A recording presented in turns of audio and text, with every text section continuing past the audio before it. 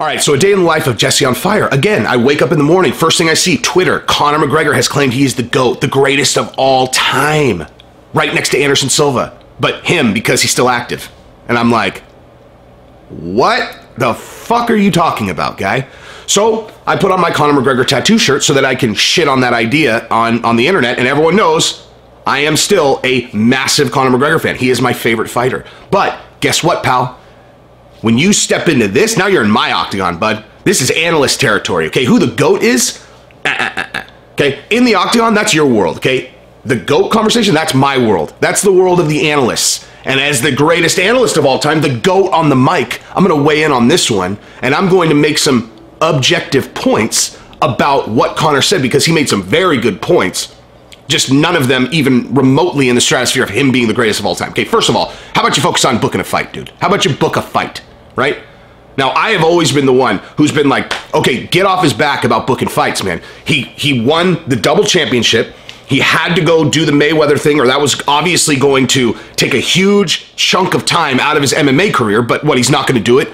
He's not going to go take that fight? And he goes 10 rounds, which was a victory, by the way. That's a win. You go 10 rounds with Floyd Mayweather in your first professional fight, someone tell me that's a loss, especially given that he won the first 4 rounds. I don't give a fuck what was on the judges' scorecards. He won the first 4 rounds decisively, okay? Now everybody wants to be, oh, well, you know, Floyd was doing that on purpose. Bullshit. Floyd stood right in front of him trying to get him to throw a lot of punches on purpose so that he would get tired. You think Floyd intentionally was missing Conor every time he threw a punch? Yeah, you know, it was all part of Floyd's game plan to not be able to hit Conor because Conor's so elusive. All part of the game plan. Revisionist history, fucking nonsense, okay? Now, Floyd was a better man that night because he had a better game plan. Conor didn't have the wind, and as soon as Conor slowed down just a little bit, Floyd started picking him apart. But he went 10 rounds with Floyd Mayweather, okay? That's a victory for a mixed martial artist transitioning over to boxing because he's transcended his sport, right? But in mixed martial arts, you became the double champion and then you left the sport, okay? You didn't defend either belt. Then you came back and you fought the current champion who has never lost, and he decisively annihilated you. GOAT conversation over. Over.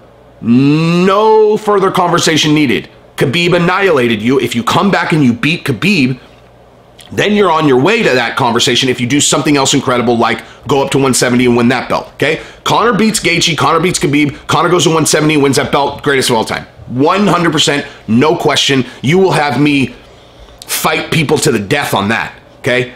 The only other person that might be in the conversation on that one is DC if John Jones fights him at heavyweight and DC wins. If DC wins at heavyweight against John Jones, DC will be my pick for greatest of all time, and I'm not going to hear any arguments about it, okay? But he has to beat John Jones at heavyweight.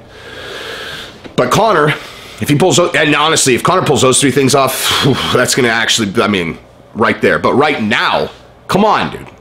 Come on. You haven't won a new belt yet. You know how long there have been the new belts? Like, all your belts are old. You have the old belt. Like, it's like symbolic and metaphoric. You have the old belts. The old belts. You don't have the new one. Go get a new one. Let's talk about it, right?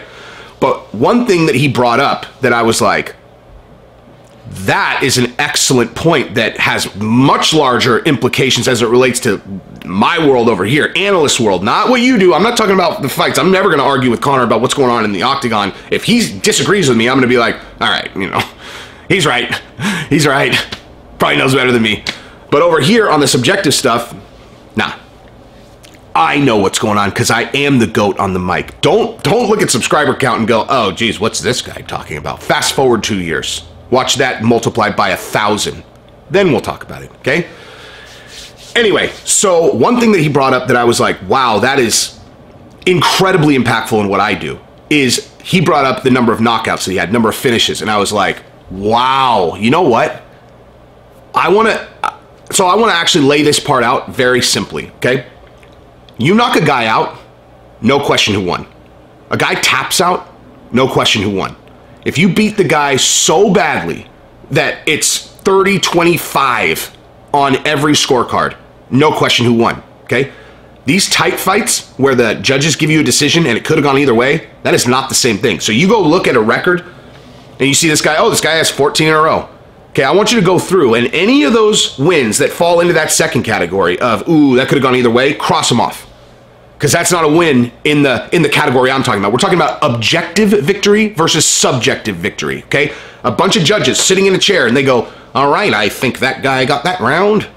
Okay, this guy got this round. Because now when we're talking about the GOAT conversation, we're talking about incredibly famous people in sport, right? Now, do you think that Dominic Reyes has an equal chance of having the judges score a round for him versus them scoring a round for Jon Jones? Do you think that these guys are capable of just forgetting the fact that it's Jon Jones, considered potentially the GOAT, living GOAT, fighting right in front of them, and them go, well, geez, you know, Dominic Reyes really landed more strikes in that round. I think he controlled the octagon more, and just objectively just forget the fact that they're watching Jon Jones? Do you really believe that? Because that is not true. And so Jon Jones goes into every fight with a massive advantage if it goes to the scorecards. So you look at the Thiago Silva fight, by the way, sorry, Thiago Santos fight. You know, his knee is folded in half. I do not like Jon Jones' odds in that fight if Thiago Santos does not fold his knee up. I mean, honestly, go back and watch that fight. Look at what Santos was doing before he stopped being able to throw those, you know, merciless sledgehammer kicks.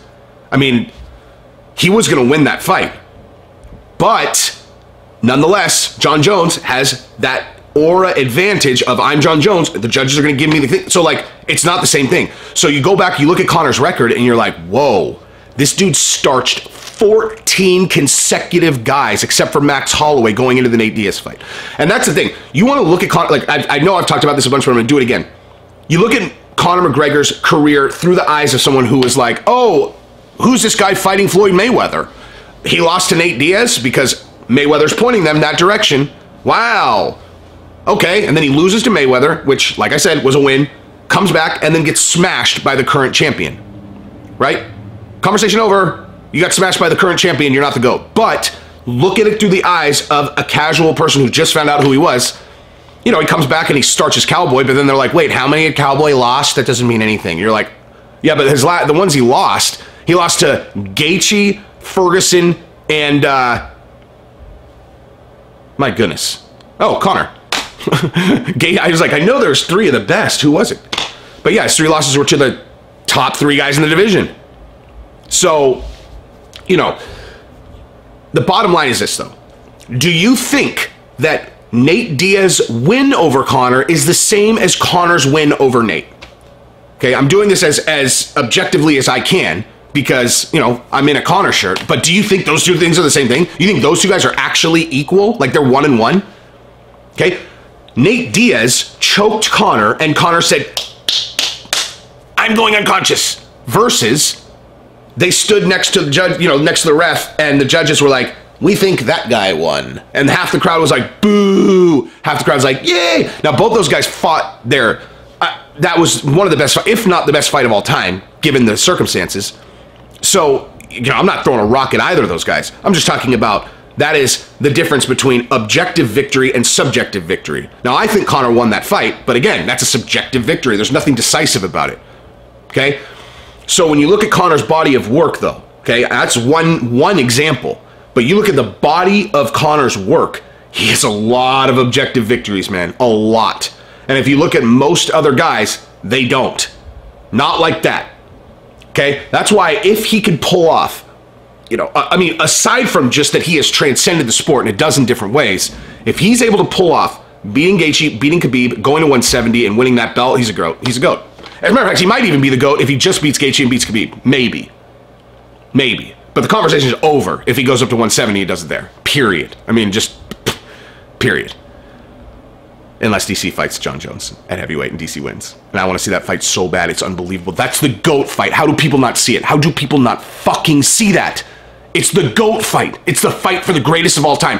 How are you not going to make that fucking fight? Who cares about Stipe? Who gives a fuck about Stipe and DC? Who cares about that? Okay, cool. They split. 1-1. Awesome. DC wins and he retires as the heavyweight champion. And zippity fucking doodah. Okay, if he fights Jon Jones and wins, he retires as the greatest of all time.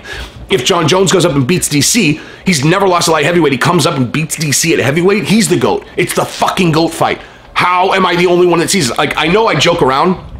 I'm the fucking GOAT on the mic, but I actually am if I'm the only one who could fucking see this, because this is the most important thing going on in MMA and no one's talking about it. It is the fight for for who's the greatest fighter of all time. When are you ever going to have the opportunity to make a GOAT fight, except for right now? Explain that to me. How the fuck is anyone ever going to get this opportunity again? Please explain it to me. Explain it to me. When is there a scenario where you can see two men actually square off and it's legitimately, decisively, the winner of this is the greatest mixed martial artist of all time? That's what I got. Subscribe to the channel, ring the bell, forward this to your friends. Okay, there's no fucking way anyone is analyzing this better than me. So why don't you tell your friends? Do them a fucking favor. Jesus. Love you guys. Ring the bell. Peace.